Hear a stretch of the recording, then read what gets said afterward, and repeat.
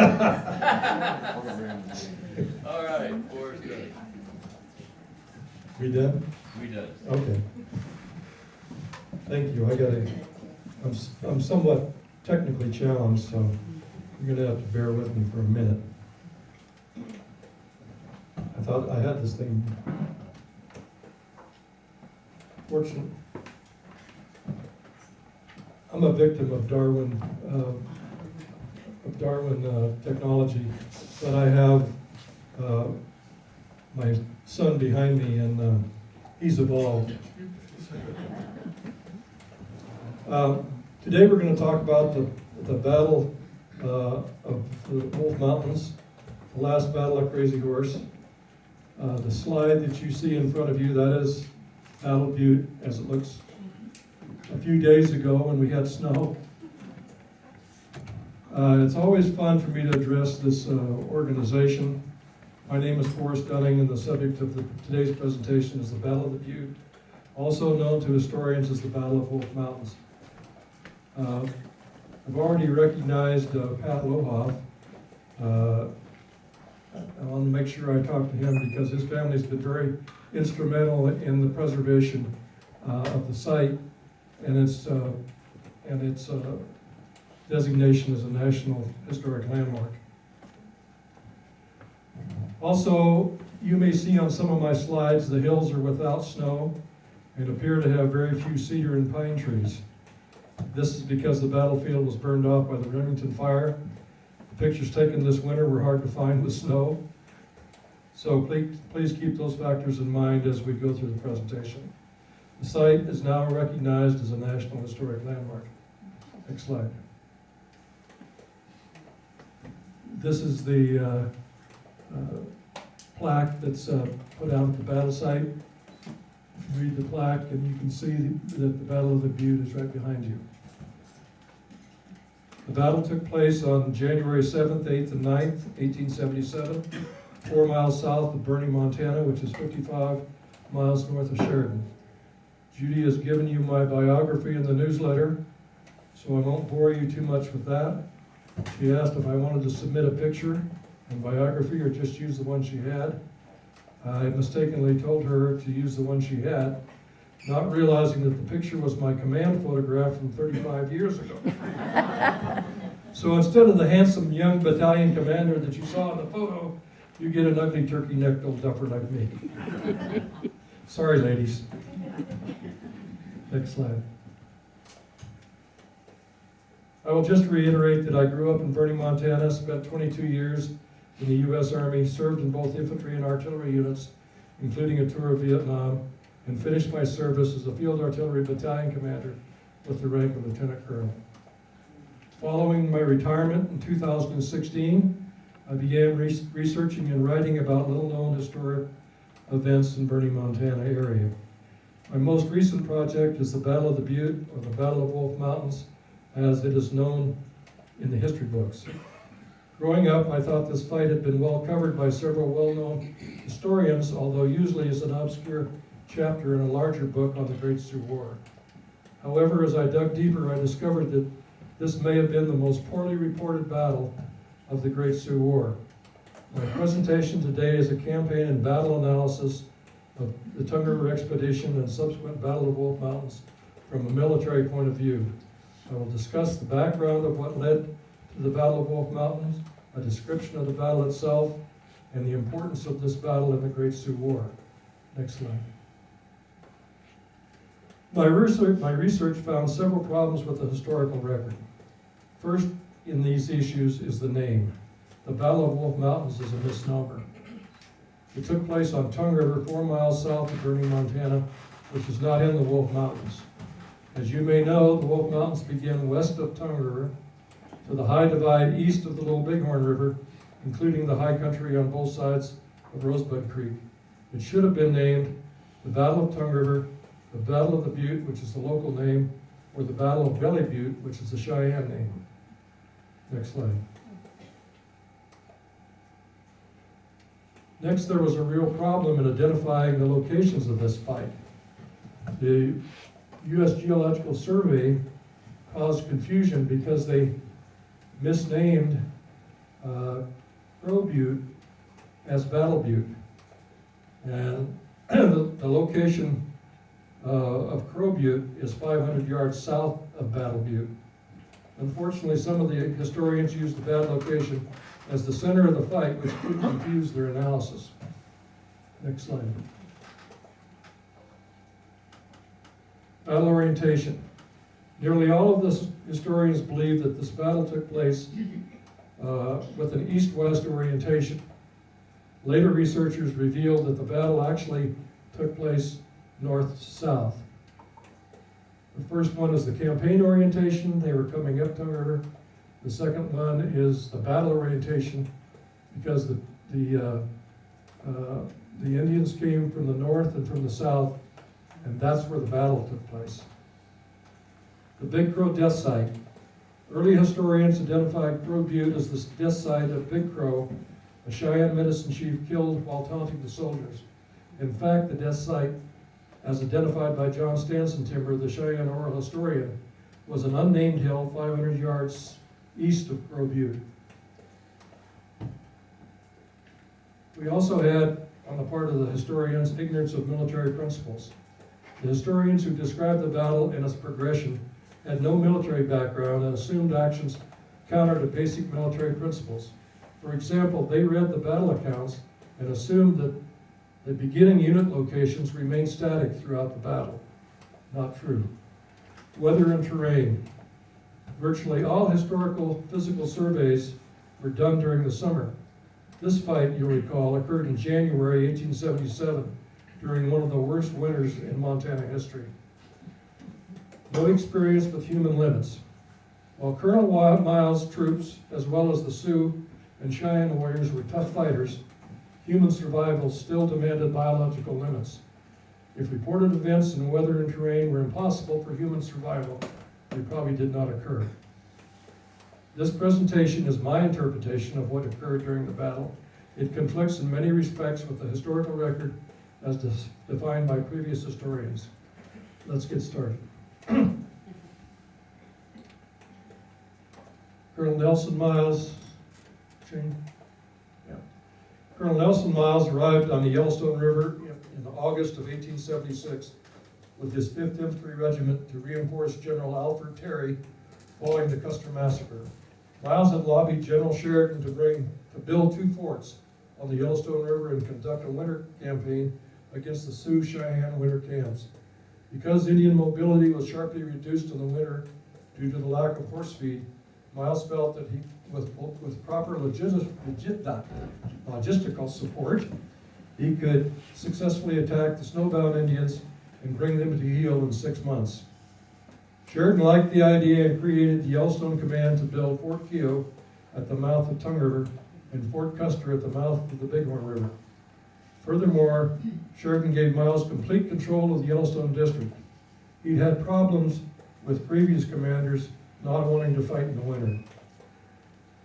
Colonel Miles reorganized the district and set up a widespread intelligence collection system. He began actively patrolling the Yellowstone River and building the Tongue River Cantonment, later to be named Fort Keogh.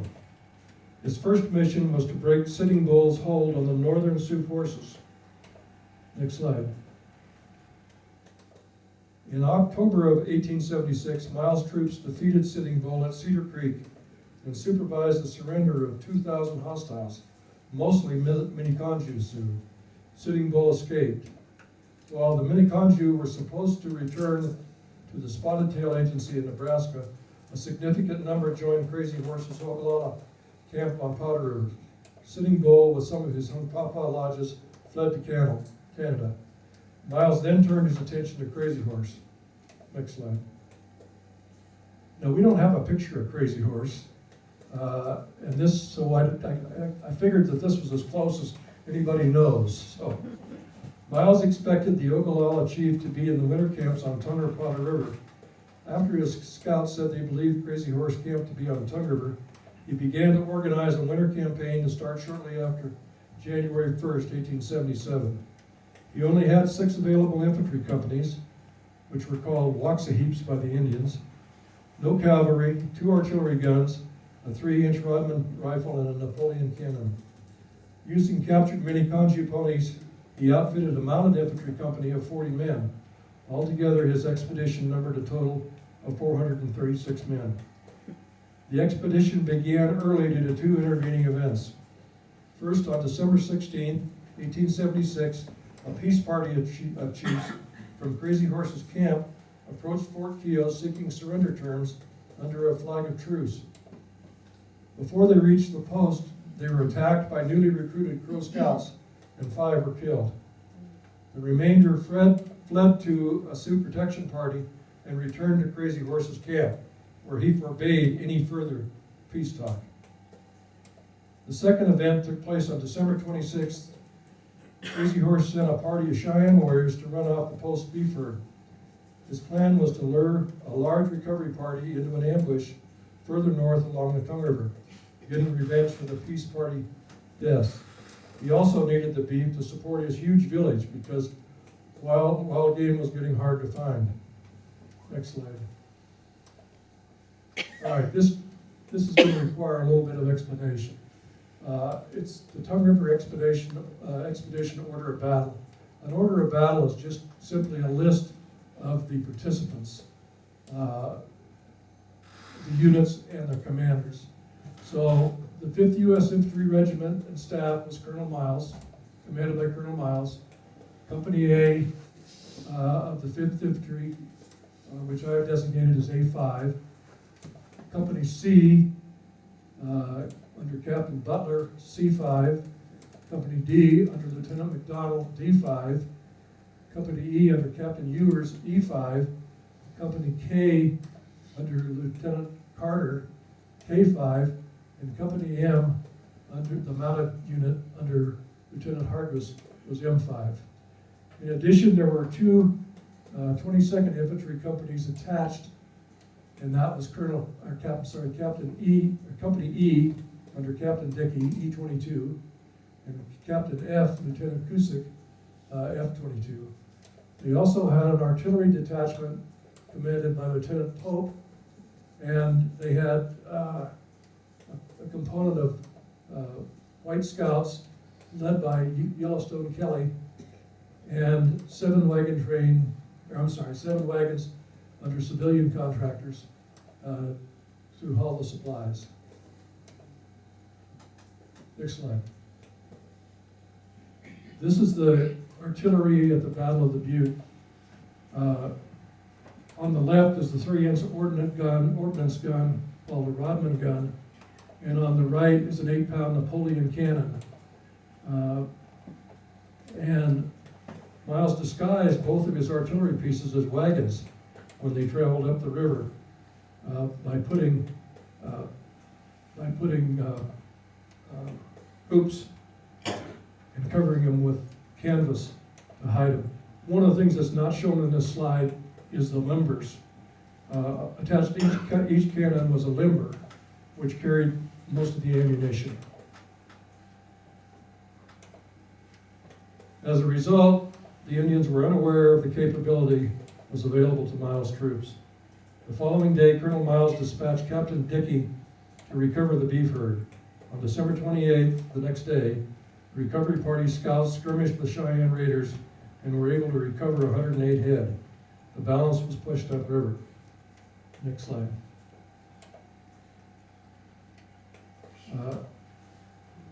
The expedition's main force left Fort Keogh on December 29th in below zero weather and a foot of snow on the ground. Miles was pleased. He figured he could follow cattle tracks right to Crazy Horse's camp. The two parts of the expedition joined on the night of December 31st, 3 days downriver from the mouth of Otter Creek. On January 3rd, as the expedition moved out, it was discovered that some of the oxen had wandered off, and 5 members of the mounted troop were sent back to retrieve them.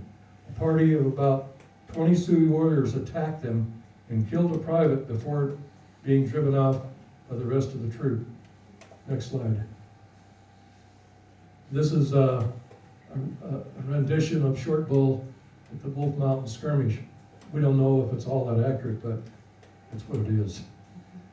The private was buried, and the expedition driven over his gravesite to prevent disinterment and mutilation by the Sioux. The expedition continued marching up Tongue River, reaching the mouth of Otter Creek on January 5th, 1877. There was vast evidence of a huge camp in the area, cattle bones, dead fires, brush shelters, and teepee rings. Also that night, a Chinook hit and heavy rain began. Travel became increasingly difficult as the valley narrowed and the snow turned to mud.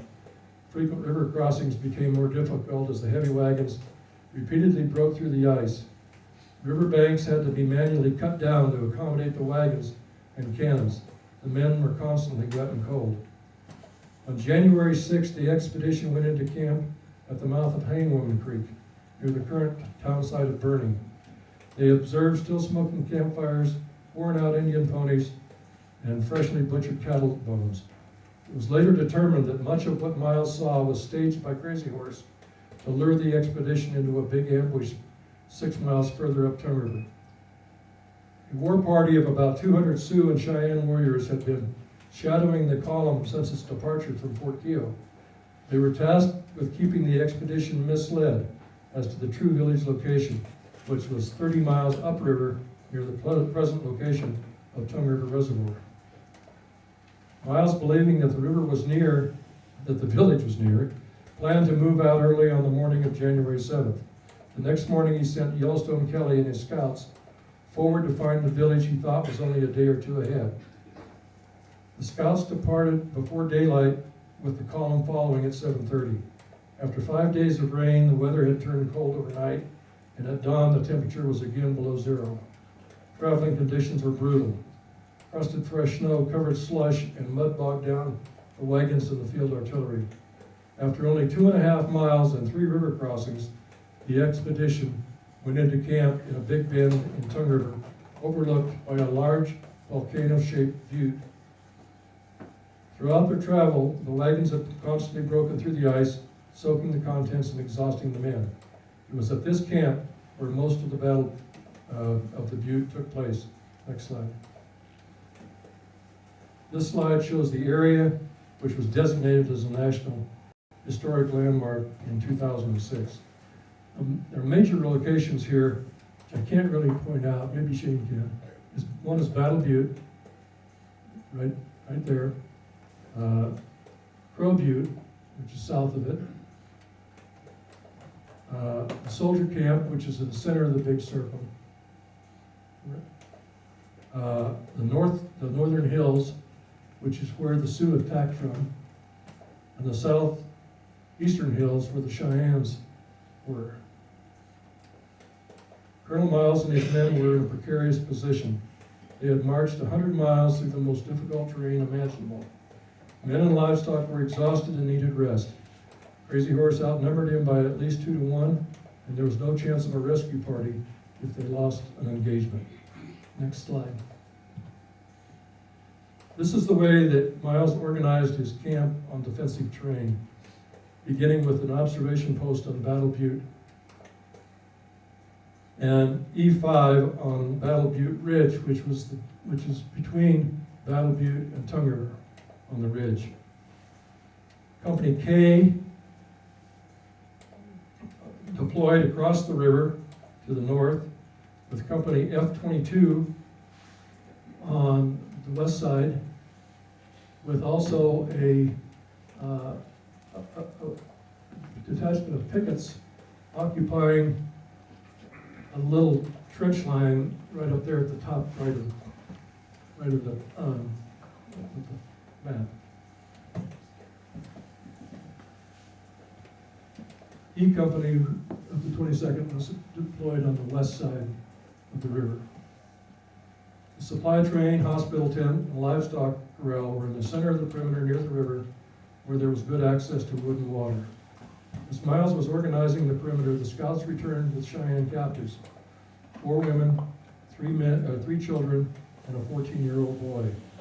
Miles directed that they be well treated and housed in a hospital tent. He then sent the scouts back out to look for the Indian village. Only a short time later, heavy firing was heard about a mile south of Battle Butte in the direction the scouts had gone. Next slide. Okay, this is kind of an interesting slide. For you people who are familiar with Cheyennes, this is a picture of Sweet Taste Woman, one of the captives. And anyway, the Miles organized, Miles dispatched Captain Casey in command of a rescue party composed of Company A of the 5th, the Mounted Company, and the Rodman Gun Section. And they followed the arrows to the west, crossed the Tongue River and established an artillery position for the Rodman gun, protected by 2 squads of infantry. Miles continued building his perimeter. Casey, with the mounted infantry, galloped to the relief of the scouts, followed by 2 squads of A5 infantry on foot. The Rodman gun found the range and began to pour rounds into the Indian positions south and west of the scouts. Right in there. I might point out that while we have the slide up, further south and east, or west, is where we think that after the capture, that the decoy party set up an assembly area.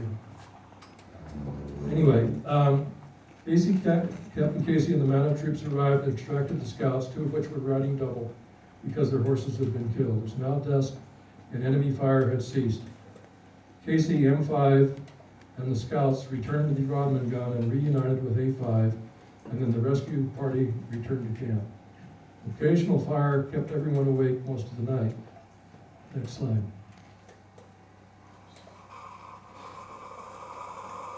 This is the perimeter on the night of the 7th. It's also the defensive position that was for the next morning. Questioning of the captives revealed that four female captives were Sweet Taste Woman, Lame White Man's widow, Crooked Nose, and Little Chief's wife and 2 daughters. They had been coming from a Sioux band near Belfou, South Dakota, to rejoin their families. They had been guided by a warrior named Big Horse, who had seen the smoke from the soldier camp from Wall Creek. He told his charges not to enter the Tongue River Valley until he found out whether the smoke from the camp was Indians or soldiers. However, they got cold and came out into the valley where they were captured by scouts. Separately, Big Horse and the decoy party saw the women being captured. Big Horse then rode 25 miles upriver until he found the Indian camp to raise the alarm. A war party was organized, and around midnight, a 25-mile ride began from the main village to the soldier camp. About 350 Sioux and 150 Cheyenne warriors from the main camp joined the 200-man decoy party shadowing the expedition in the assembly area. All right, let's examine the situation on early morning of January 8th. Next slide.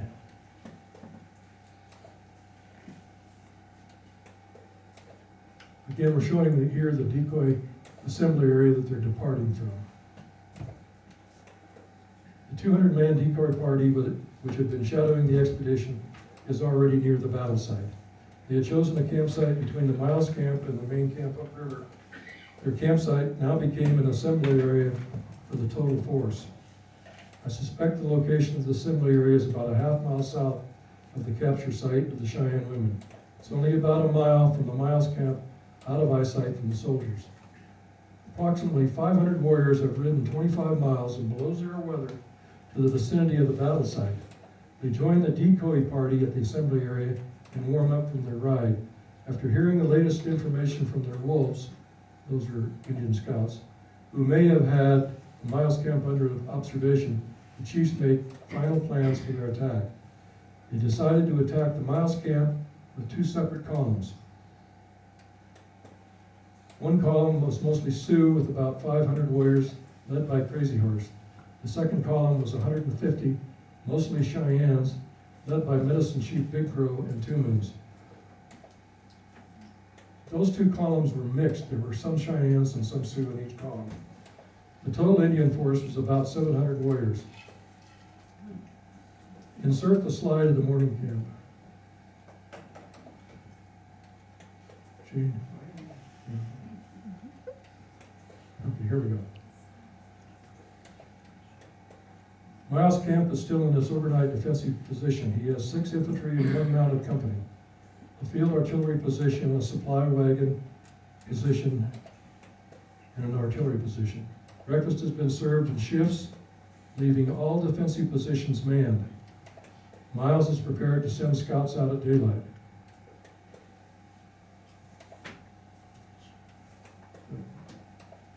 Shane, I screwed up. Okay, there we go.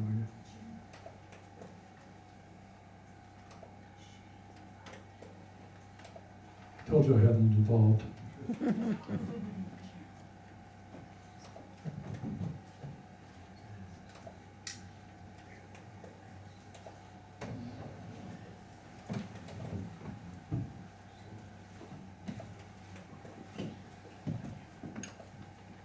Okay, here we are.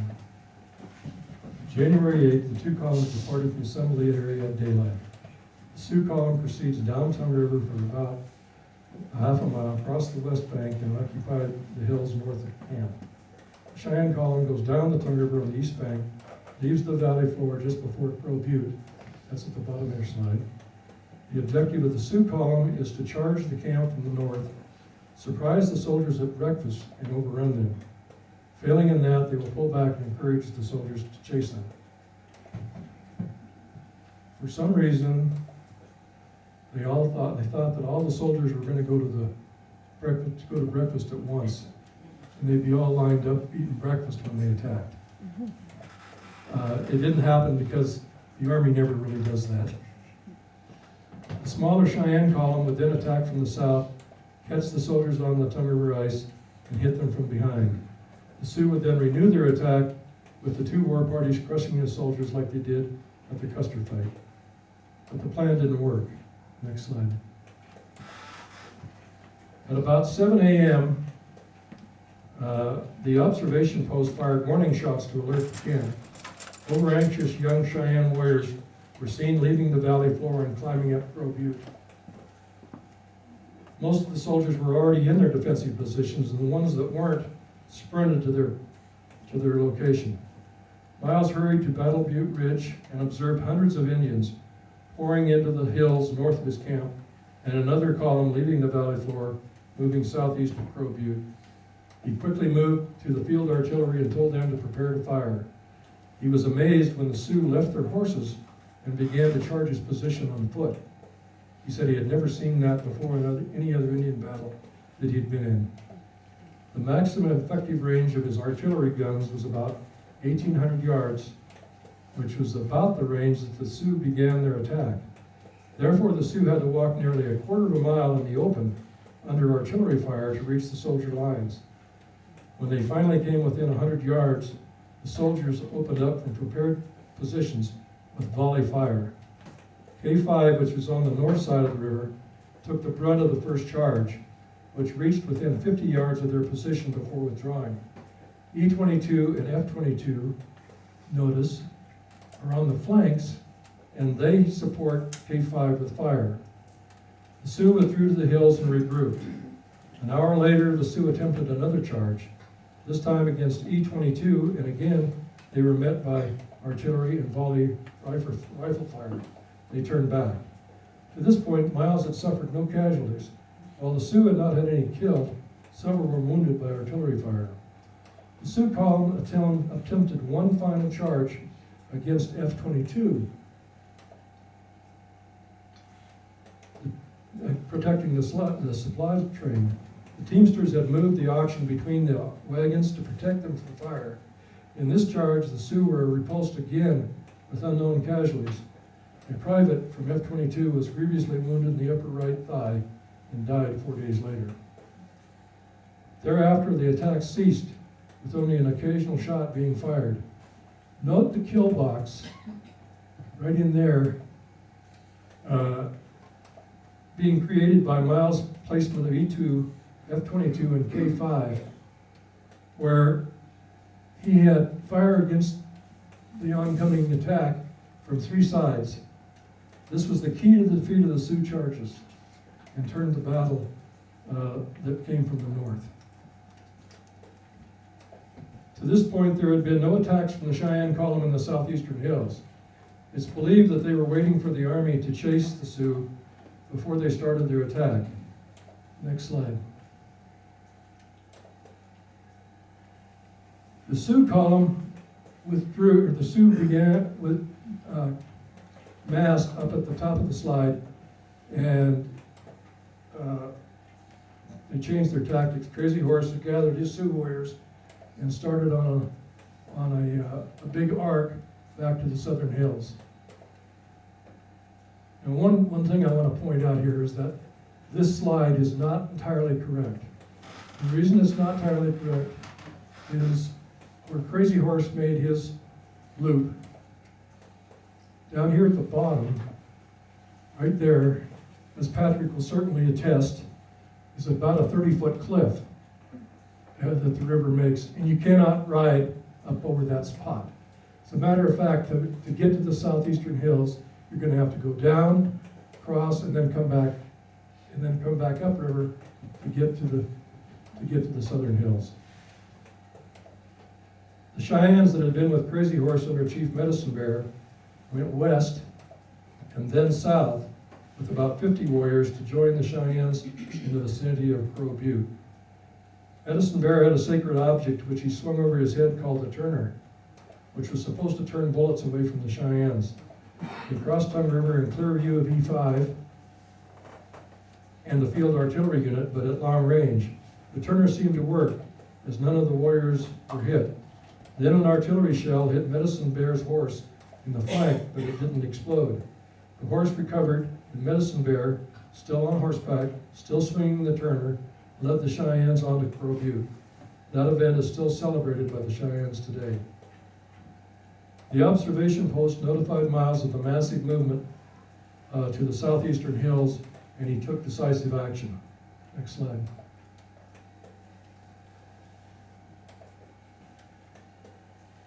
The Indians were now massing on the southeastern hills with the bulk of their forces. The battle orientation has changed 180 degrees. First, Miles repositioned the field artillery to fire south. Then he ordered Captain Casey of A5 to conduct a counterattack on the westernmost hill of the chain to prevent Medicine Bear's Cheyennes from joining the approaching Crazy Horse Sioux. He also told his two reserve companies, D5 and C5, to move from their defensive positions and be prepared to support A5's attack on the southeastern hills. He also decided to shrink the perimeter. The result is shown by the next slide. Notice that everything is collapsed because he had to move A, D, and E out of the defensive perimeter in position for a counterattack. A5, next slide, Shane.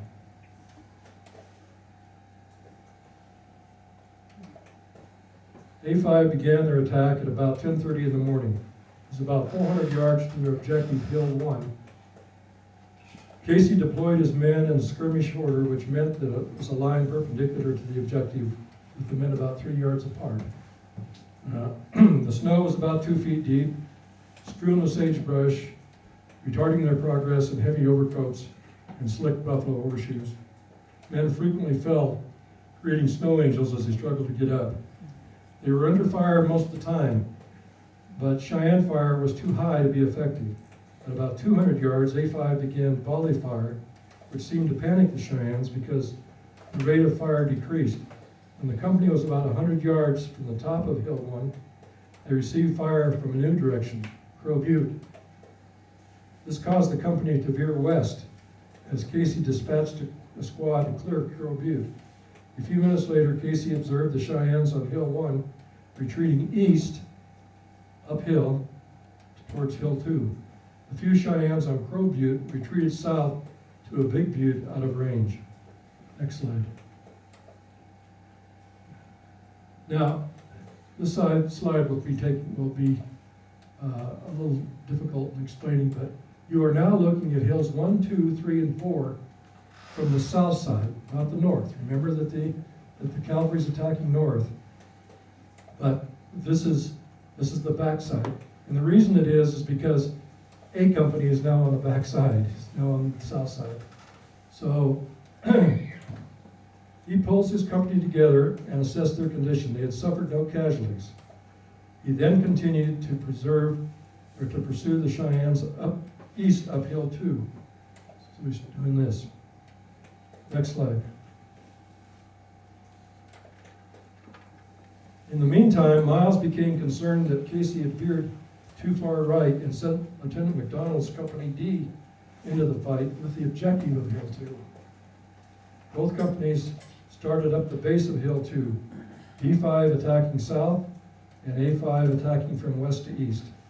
This hill was stoutly defended by Cheyenne warriors. The north side of Hill 2 was extremely steep, covered by a foot of snow and extremely slick due to cedar litter. A lot of people may not understand that, but cedar trees release their leaves and their berries, and they accumulate at the base of the tree. And you step on that, and the whole thing slides. So anyway, D5 literally crawled up the hill by using cedar branches to pull themselves forward. They were somewhat protected by the heavy cedar cover from Cheyenne observation. Captain Casey's company, that's A, had much less cover and a gentler climb, but were hotly engaged by the warriors. The corporal was instantly killed by a shot to the head. Another private was wounded in the face, while a third was wounded in the chest. These casualties slowed A5's advance as the wounded were evacuated to the rear. A5 continued their attack and linked up with D5 about halfway up the hill. From there, two companies made a strong push and drove the Cheyennes from the crest. Exhausted by the climb and the heavy action, they halted their advance. The Cheyennes were observed withdrawing east across the open narrow neck, reforming on Hill 3. Based upon the sounds of the battle on Hill 2, Miles directed his artillery to move their fire to Hills 3 and 4, and told C5 to be prepared to enter the fight. Yellowstone Kelly pointed out to Miles that Crazy Horse's Sioux were now streaming on to Hill 4. Next slide. Miles sent his last reserve company, C5, into the battle. Captain Butler deployed his soldiers in a skirmish line and ordered them to march at double time. It was nearly 600 yards across open terrain, and they fought the same deep snow as the other companies. As they approached the hills, they drifted right towards D5. Miles called his adjutant, Lieutenant Frank Baldwin, to his side and directed him to tell Captain Butler to move left and focus his attack on the deep ravine between Hills 3 and 4. Baldwin grabbed a half a box of ammunition, mounted his horse, and galloped to Captain Butler.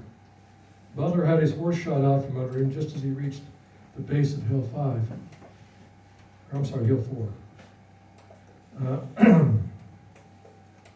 Next slide. Baldwin caught him there and delivered his message. Butler took two squads and moved into the ravine toward Hill 4. Baldwin dismounted and led the other two squads into the ravine toward the junction of Hill 3 and 4. Next slide.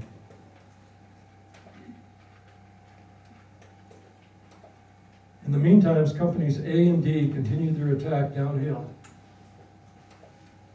of Hill 2 and toward the narrow saddle connecting Hill 2 and 3. Hill 3 now was stoutly defended by both Cheyenne and Sioux warriors, covering the open saddles between the two hills. Recognizing the danger of charging into the kill zone, right at the neck, Shannon. Yeah, right there. The kill zone at the open saddle, A5 moved downhill, it's the backside, and then south, parallel to the top of the hill. And D5 employed the same maneuver on the north side. So they came down They came down and then went up the hill and along the side before they attacked the top, thereby flanking the Cheyennes from both the north and south sides. The Indian warriors began to slowly withdraw in the direction of Hill 4. At this point, a strange sight appeared on the open top of Hill 4. Chief Medicine Big Crow, leader of the Cheyenne warriors, began dancing and singing in the open to rally his warriors. He was gorgeously attired with a full-length headdress whose trails were so long they touched the ground. He impudently and gracefully danced along a 40-yard path, shooting at the C5 soldiers climbing the hill. He made several trips back and forth, showing his bravery and taunting the soldiers. He would shoot up all his ammunition and then come back for more from his fellow Cheyennes. Next slide. Yep, back up. Yeah. Okay. Yellowstone Kelly recalled the ridge was level and along it was in full view of the medicine chief and the party in full costume of feathered cloak and war bonnet danced for a space of 40 yards in the most graceful and nonchalant manner. If his charm worked and he could not be killed, his Confederates would carry everything before them. The Cheyennes have named this battle as the Battle of Gully Butte, where Big Crow walked back and forth. Shane disagreed with it.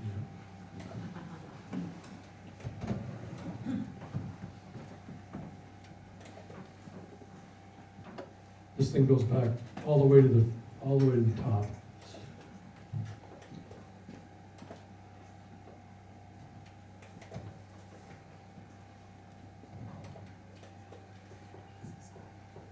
Yeah.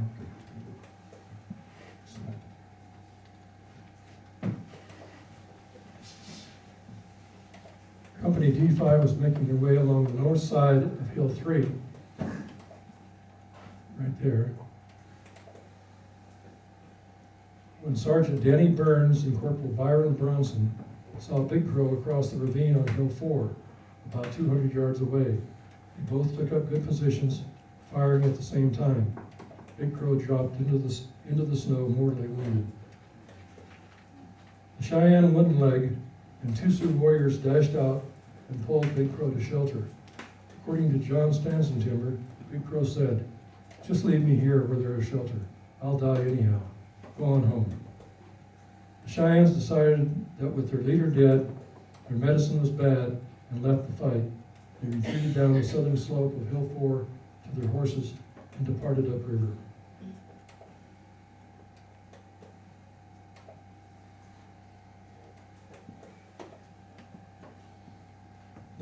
Next slide.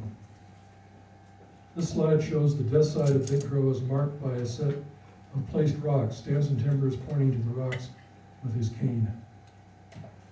The snow was now so bad that Miles stopped the field artillery fire for fear of hitting his own troops. Next slide. Crazy Horse was on Hill 4 when the Cheyennes left. We know this because Wooden Leg saw him while recovering Big Crow. He rallied his 250 Sioux warriors to oppose the three companies now closing in on Hill 4. It had been snowing all morning, but now had turned to a raging blizzard. The C5 company under Captain Butler and Lieutenant Baldwin was approaching the crest when the Cheyennes left. D5 linked up with C5, and A5 was approaching Hill 4 from the south. Two soldiers from C5 were the first to reach the crest.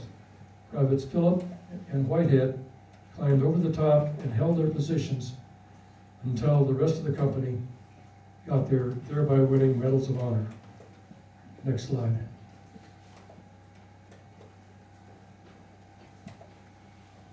Desperate hand-to-hand fighting occurred as D5 and A5 joined the fray. Crazy Horse led charge after charge into the face of the storm. Winds drove snow pellets into the eyes of the Sioux while the soldiers had their backs to the storm. The buffalo overcoats, which had been such a burden during the hard climb, were now worth their weight in gold. Sioux warriors had ridden 30 miles at night in below zero weather, fought a morning battle for 3 hours against a well-organized defensive position, then rode another 2 miles in a snowstorm. Now they had climbed 300-foot hills and were fighting hand-to-hand in a raging blizzard. They began to physically break down due to frostbite, hypothermia, lack of food and sleep. As they became low on ammunition, they individually abandoned the fight. The battle slowed for both sides as survival overcame courage. Next slide. The Sioux pulled back to Hill 5 and their numbers dropped. Warriors started leaving the fight and sought their horses. Soldiers from C5 continued to pursue the rapidly depleting Sioux fighters. Finally, Crazy Horse and the last Sioux warriors disappeared beyond Hill 6.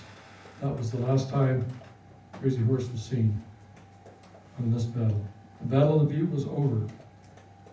The three companies consolidated on Hill 4, started warning fires, evacuated the wounded, and prepared to return to camp. It took most of the afternoon.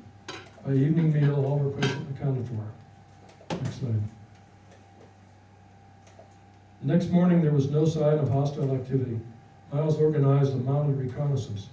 Finding no signs of the enemy for several miles, Miles declared victory and prepared to return to Fort Keogh. They had suffered a total of 3 killed and 8 wounded. On January 18th, the frozen expedition staggered into Fort Keogh. They were staggering through the gate when the 5th Infantry Band struck up, marching through Georgia. The men got the joke and quickly fell into step and finished the march with their heads held high. The next day, trumpeter Edwin Brown recorded in his diary, "After reaching the post with silent tread, we wound our way over the flat to the bluffs and deposited the bodies of our comrades beneath the cold snow-covered ground. To rest from the cares of the world, no more to resume the rough marches of the campaign. It was over." My conclusions on the Battle of the Butte are as follows. The battle had been poorly reported, probably because there were no news reporters present to give an unbiased view in real time. Thereafter, participants' reports were colored by faded memories years after the event, and some of the reports were exaggerated to bring glory to the regiment. Early historians made errors on battle orientation and assumptions, and were confused by misnamed USGS published maps. They also did not understand military strategy and tactics, nor the limitations imposed by weather and terrain on battle participants. Historians did not recognize the scope and importance of the battle because of the limited casualties on both sides from combat. Weather cost many more. The true importance of the battle was that it convinced the Sioux and Cheyennes that they could not fight the U.S. Army in the winter. The loss of horses, shortage of ammunition, extermination of the buffalo, and damage to women and children from weather rendered further combat impossible. Next slide. From the beginning of March to May 1877, most Sioux and Cheyennes surrendered at Fort Robinson and associated agencies. Next slide. Two Moons and Little Chief surrendered to the Cheyennes, and High Backbone, also known as Hump, which were the remaining Sioux, Colonel Miles, on April 22nd. Show the side of Little Chief. The words of Little Chief upon surrender describe the plight of the Indians eloquently. "We are weak compared to you and your forces. We are out of ammunition. We cannot make a rifle, a round of ammunition, or a knife. In fact, we are at the mercy of those who are taking possession of our country. Your terms are harsh and cruel, but we are going to accept them and place ourselves at your mercy." On May 7th, Crazy Horse surrendered at Fort Robinson. The Great Sioux War was nearly over. Colonel Miles issued the coup de grace to Chief Lame Deer's band at Muddy Creek on the same day that Crazy Horse surrendered. It was finally over. Thanks for your attention. Questions?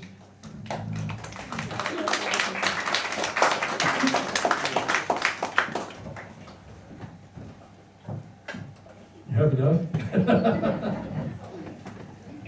Question? Did that winter camp then move a little bit more to the north and west, 4 mile then, and hook up with the survivors of the fight over near Hazleton? No. You're talking about McKenzie's fight Yeah. on Red Fork?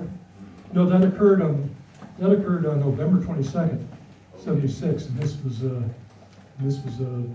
January 8th of 77. However, they did move, Crazy Horse did move his camp north to the mouth of Prairie Dog, and subsequently moved from there over to Powder River, in the neighborhood of where they fought the Powder River fight at Moorhead. And thereafter, the Cheyennes split before that, and they went to the Little Bighorn and established a camp there. And then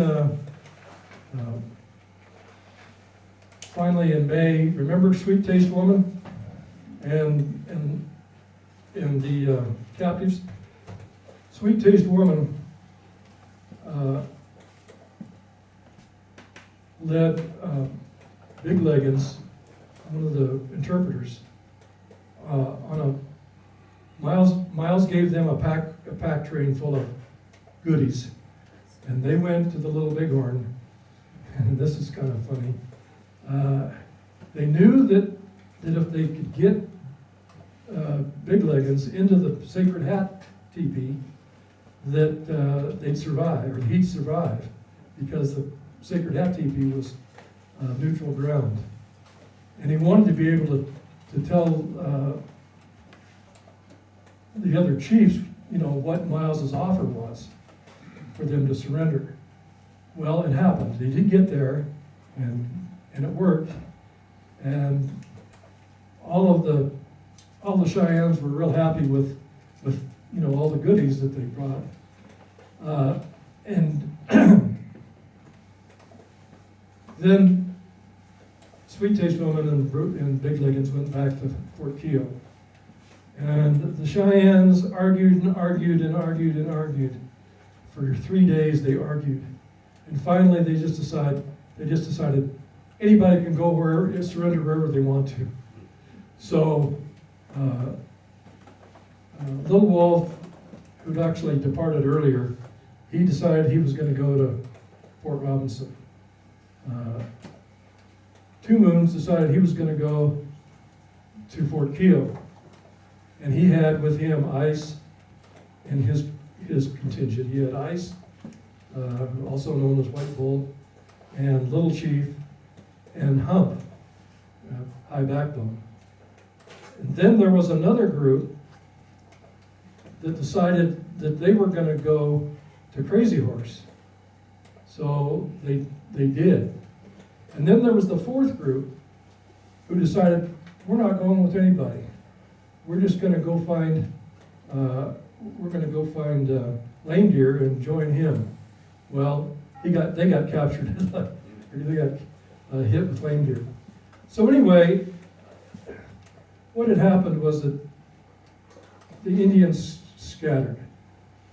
They were scattered, and they surrendered at different places at different times. The main ones surrendered at Fort Robinson, which was Crazy Horse, and Little Chief, and Dull Knife, and Standing Elk. They all surrendered there. So, anyway, that's the story, and I'm sticking to it. Any other questions? Is there a reason that Wolf Mountain is called Wolf Mountain? I'm sorry, what? Is there a reason Wolf Mountain is called Wolf Mountain? Yeah, the reason was that nobody knew, quite frankly, I'm not sure Miles knew exactly where he was. And his staff knew they were approaching the Wolf Mountains, but they weren't in the Wolf Mountains. And when they wrote their report, they said we were approaching the Wolf Mountains. And that's how it got named the Battle of the Wolf Mountains. Can you let us know about your future book coming up? Well, we're going to do a book on this whole subject. And I've got it mostly written, but it's got to be edited by this guy. And that means it's a substantial rewrite. And it'll probably be out before I'm going to try and get it out before Christmas. so that everybody can let you know.